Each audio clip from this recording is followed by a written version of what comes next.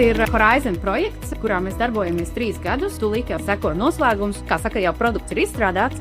Un mēs gribējām iepazīstināt, kāda tam projektam ir bijusi mērķis un kā mēs šos rīkus, ko mēs esam radījuši, varētu izmantot tālāk.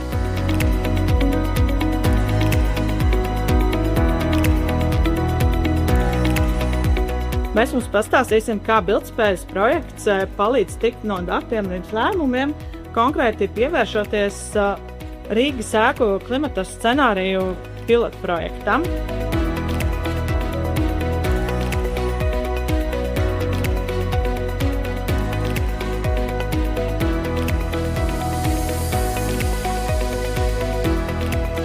Kāpēc tas ir svarīgi? Protams, ka tas viss ir svarīgi, tāpēc, kā mums ir jārūpējās par rītdienu, tāpēc, ka mums bērniem jāatstāj planēta aptuveni tādā pašā stāvoklī, kā viņi ir šobrīd.